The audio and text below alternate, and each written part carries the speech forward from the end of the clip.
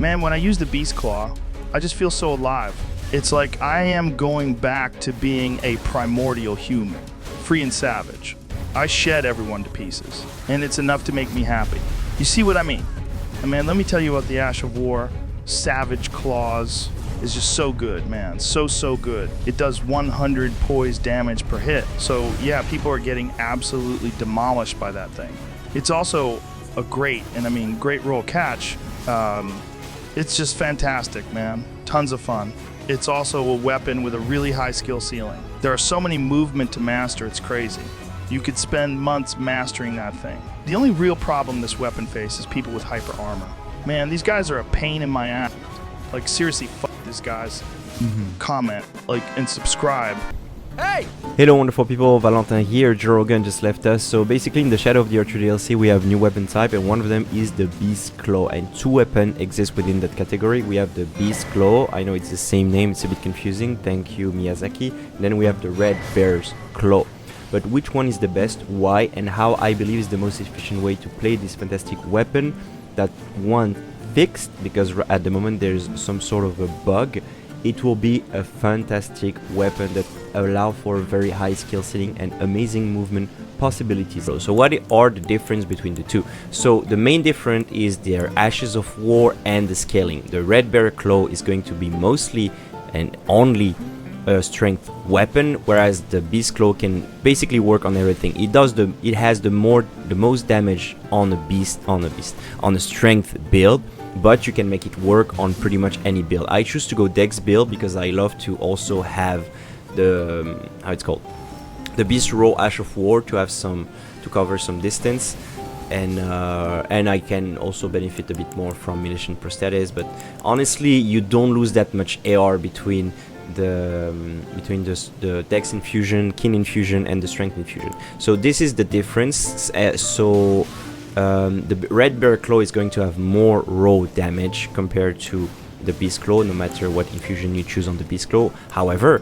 the Beast Claw can be infused with greases and with spells, you know, like Blood Flame or stuff like that, whereas the Red Bear's Claw cannot be infused or buffed by any spell. So at the end of the day, if you buff your weapon, your Beast Claw, with Drawstrings, you can also inflict status effect, you know, using Rot Grease or Blood Grease. But if you use like Lightning Grease, like Lightning Strings to buff your damage, you're gonna actually out damage the Red Bear Claw by a tiny bit, but still you're gonna be out damaging the Red Bear Claw. So the Red Bear Claw doesn't even have the damage going for it. So the difference is also their Ashes of War. So where the Red Bear Claw has a unique Ash of War called Red Bear Hunt, the Beast Claw has two unique Ash of War that can be put only on this weapon and can also be infused with a ton of Ashes of War. So the variety of moveset and the variety of build crafting is definitely on the Beast Claw type. So what about the Red Bear Claw Ash of War? Is it good? Is it bad? So it's okay. It's okay. It's gonna break the poison of your opponent. Let me double check on that. So yeah, the Red Bear Hunt has two follow-up.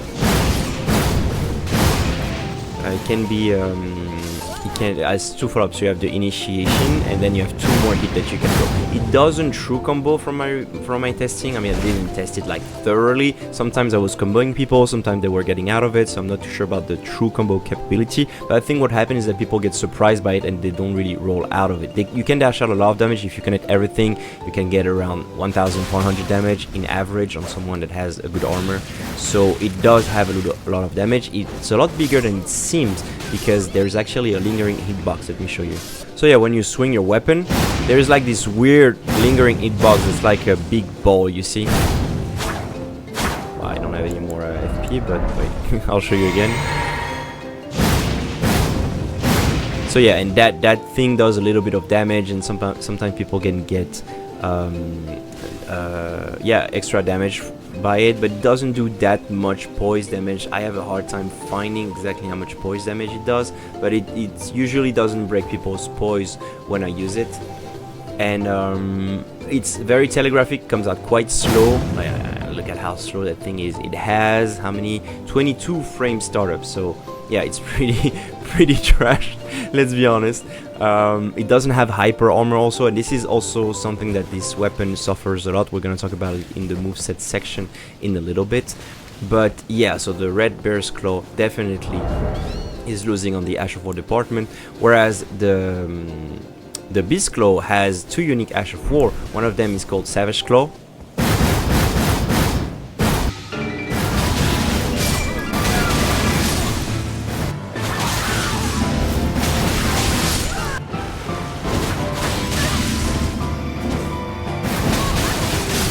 And the other one is Raging Beast.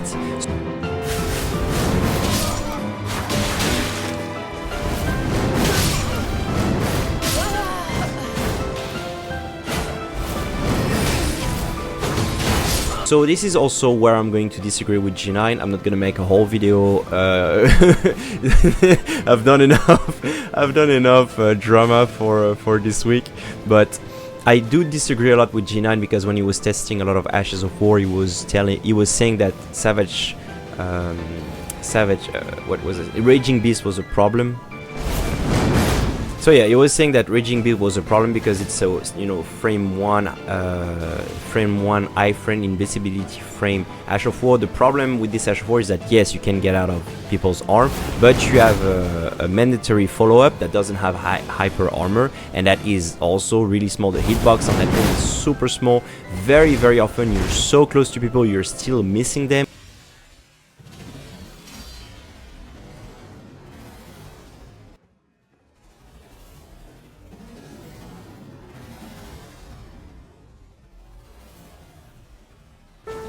It's quite crazy, so it's really not a great Ash of War. Maybe I just don't know how to use it. That's entirely possible that I haven't figured out how to make this build OP, but yeah, it's not too great.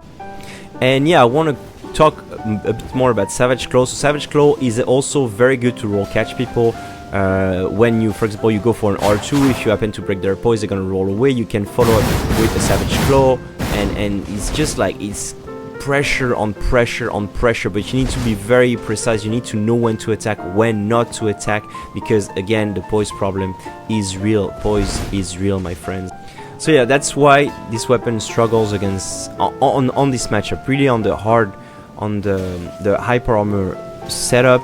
If you face hyper armor setup, you're going to struggle with this weapon, and you will be forced to play very passive, and even with that, you're not even sure to win. I played against a very good GreatSword user, and there was honestly not much I could do. I'm not the best player, of course, but it's really tough to fight someone using a GreatSword, for example, or any hyper weapon in that instance.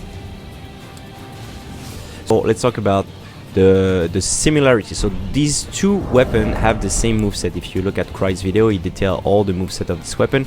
The main bread and butter that you're going to use on this weapon is really your running R2. Your running R2, even though it looks like 2 slash, it's actually a 3 attack that will do. If my give me a second, I'm going to check that. So yeah, your running R2 is going to do around 128 poise damage, so just short of breaking max poise, but most people don't have max poise. But even though, it means that you need to land the first and the second and third swing, so that's a bit of an issue. So that's really when I talked about bugs, this is the bug of this weapon, and it's basically all the light weapon in the DLC. So all the new weapon type, whether it's like GreatSword, the hand-to-hand combat weapon, the Beast Claws, all these weapons do pitiful poise damage. They have a really hard time, comparing to every other light weapon. So yeah, assuming you're most of the time not gonna land your first swing, but you're gonna land the second and third swing, because as I said, it's 2 swings. So you have some chance of breaking poise if your opponent is around a bit less than 100, but it's still a bit struggling. However, the jumping R2, so yeah, your jumping R2 will break poise no matter what you do. So those are really your bread and butter, running R2. You're running R2 and jumping R2, your bread and butter, and you have a lot of forward momentum. So the weakness and the strength of this weapon, so the weakness is that it usually have quite a long initiation before the attacks start to come out. So it takes quite a while, it's quite telegraphic, but you have almost instant recovery. The recovery on this weapon is very low. So basically, it has also a great forward momentum, and a bit too much. Sometimes you move so much with this weapon that you're missing people, and people actually misses you. So maybe that can be mastered through through playing with the weapon more and more and more. So other movement that you have the R2, neutral R2, that can be turned into a feint. So if you guys don't know, the feint movement is when you start to charge a heavy attack and you press your dodge button. So for example here it's R2 plus circle, and you need to keep on maintaining. And you can also, you know, change the direction. You can reverse feint and going maybe into a R1, and those are great movement capability, you know, honestly. And if you start to also pair it with the Raging Beast, so you do maybe a feint into Raging Beast and maybe you keep attacking, you know, like there is so many movement possibilities. But again, being too aggressive, since you don't do that much poise damage, you will get punished more often than not. And yeah, I think it's pretty obvious at this point that the Beast Claw is the winner. The Beast Claw is much better than the Red Bear's Claw, in my opinion. Of course, you guys can tell me otherwise, but I haven't found much success using its, you know, unique Ash of War, the Red Bear Hunt, which is fun to do, but it's just not efficient and not as good as all the options we can have. Because yes, you can have Savage Claw and Raging Beast, but you can also infuse those weapons with so many other Ashes of War. You know, you can have Quick Step, Beast Roar, as I said. You can have Crack Blade also to increase your poise damage. Storm Stomp, don't use Storm Stomp, it sucks. I hate it. You can use Flaming Strike from the Rain Main. You know, there's a lot of Ashes of War you can use on that thing. You can also, you know, Cold Infuse them, and, you know, try your luck on something Cold Infuse. Maybe I also tried Cold Infusion. For me, it was not my favorite playstyle, but it definitely works. So yeah, I did a bit cover everything I wanted to talk about in this video. Maybe I'll leave you guys with some gameplay. Let me know if you have any questions, if you have any suggestion on how to make this build a bit stronger. Overall, I really like this weapon. It was really hard to put down this weapon. I just wanted to play again and again, and every match was just fun. I was always learning something new using this weapon. That's pretty much for me.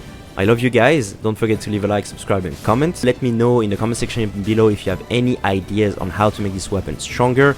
Don't forget to leave a like, subscribe, and comment. Thank you guys so much for the message of support. Just a quick word on the Stilovsky situation. Yeah, I made a whole video talking about how it was wrong to just the way I went about calling them out and how my research was not done well enough. But the shitstorm I received when it happened, guys, you have no fucking ideas. Like, some people were actually trying to get my channel closed. It was really tough, a lot of mean messages. But when I say mean messages, it's like really mean messages, where in my video, yes, I made fun of them, I made this little clip, but I never attacked anyone personally. And honestly, it was a cute attack video that, in my opinion, didn't deserve as much hate. But hopefully there's a lot of you guys that have been following my work for the past few years, and you know I'm not an asshole. I think that's the last thing you can say about me. But yeah, thank you for the message of support. It really helped me going through this hard time. I understand how some people can commit suicide over this harassment. You know, when you wake up and you read so many hateful messages, and it's just like, well, and me, it's just a video game. It's not, they were not attacking me personally. Although I went a little bit on Stilovsky comment section below, and racism was real, guys. Like, a lot of people said, oh, he's French, that's why he's an asshole, or he's negative, he's toxic like every French, or whatever. And it was just like, whoa, okay, cool. Thank you guys so much for this. But yeah, just to thank you guys again from the bottom of my heart for all the cool messages. Hope you enjoyed this video. Love you guys, and I see you in the next video. Bye bye. Comment, like, and subscribe.